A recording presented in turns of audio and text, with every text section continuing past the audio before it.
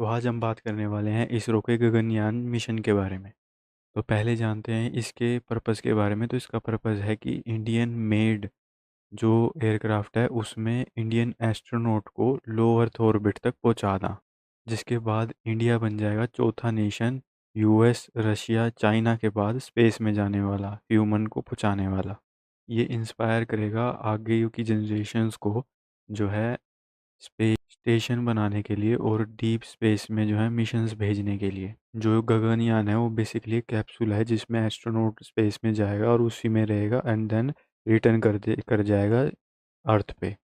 इस मिशन के बाद इंडिया के लिए कहीं ना कहीं स्पेस के जो रास्ते हैं वो खुल जाएंगे और हम और भी ज़्यादा मिशंस पे ध्यान दे पाएंगे, क्योंकि सिर्फ 4 ही नेशन हैं जो एक्चुअल में अपने एस्ट्रोनॉट्स को स्पेस में पहुंचा पाए हैं 200 नेशंस में से। तो अब जान लेते हैं हमने इस मिशन के बारे में क्या क्या अचीव कर लिया है अभी तक। जो इसका crew model atmospheric re entry test है वो पूरा हो चुका है, जिससे ये रिलायबल और सेफ री एंट्री कर सकता है अर्थ के अंदर, जिससे पता चलती है इसकी हीट शील्ड जो है वो काफ़ी अच्छी है और सेफ है ह्यूमन लाइफ के लिए। TVD-1 जो टेस्ट फ्लाइट हुई थी 2023 में, वो शो करती है कि successful abort test and crew का एस्केप जो है वो पॉसिबल है, जो गगनयान में से अगर कुछ बैड हैपनिंग होती है तो। ये सब चीज़ें क्यों ज़्यादा ज़रूरी हैं, क्योंकि हम इसमें ह्यूमन भेजेंगे तो ह्यूमन लाइफ मैटर करती है, तो इसलिए हर चीज़ जो है डबल ट्रिपल चेक करनी बहुत ज़्यादा ज़रूरी है गगनयान मिशन की सक्सेस के लिए।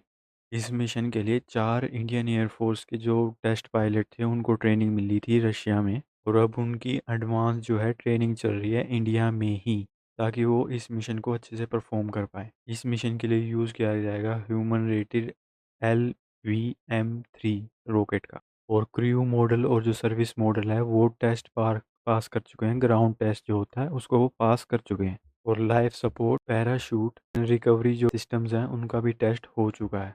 तो हम कह सकते हैं काफ़ी ज़्यादा टेस्ट जो हैं वो चल रहे हैं या फिर अभी पूरे हो जाएंगे 2026 तक, जिसके बाद शायद हमें कोई ना कोई न्यूज़ मिले कि कब होगा, कोई फिक्स डेट हमें मिल जाएगी गगनयान जो मिशन है वो कब लॉन्च होगा। तो हम इस मिशन से क्या क्या फ्यूचर में एक्सपेक्टेशन कर सकते हैं उसके बारे में जान लेते हैं।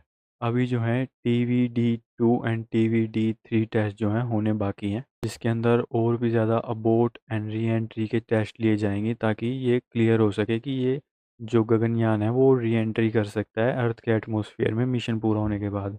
और तो और अनक्रूड गगनयान जो मिशन है वो भी होना बाकी है, जिसमें शायद डॉग या फिर किसी और क्रीचर को जो है भेजा जाएगा, या फिर सिर्फ और सिर्फ टेस्ट लिए जाएंगे रियल लाइफ को सिमुलेट करते हुए। अगर सारे टेस्ट जो हैं 2025 में कंप्लीट हो जाते हैं, अनक्रूड जो गगनयान मिशन होगा उससे हम लाइफ सपोर्ट सिस्टम चेक कर पाएंगे इस गगनयान का, और तो और सिस्टम की रिलायबिलिटी भी चेक कर पाएंगे। अगर ये सब कुछ ऑन शेड्यूल रहता है तो 2026 तक हम मैंड गगनयान जो है मिशन देख पाएंगे शायद।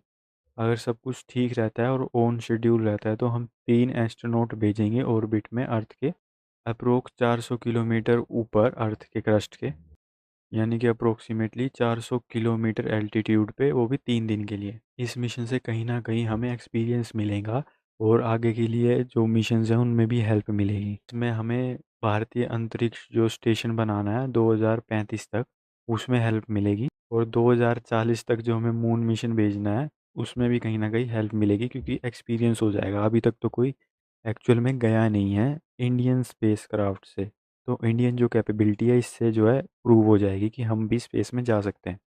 तो इसके फ्यूचर जो पर्सपेक्टिव हैं वो काफ़ी ज़्यादा बड़े स्कोप के हैं, और वो लॉन्ग टर्म में हमें हेल्प करेंगे। तो यही थी एक छोटी सी वीडियो गगनयान मिशन के ऊपर। अगर आपको वीडियो अच्छी लगी तो लाइक करें मेरे लिए, शेयर करें दूसरों के लिए एंड सब्सक्राइब करें हम सब के लिए।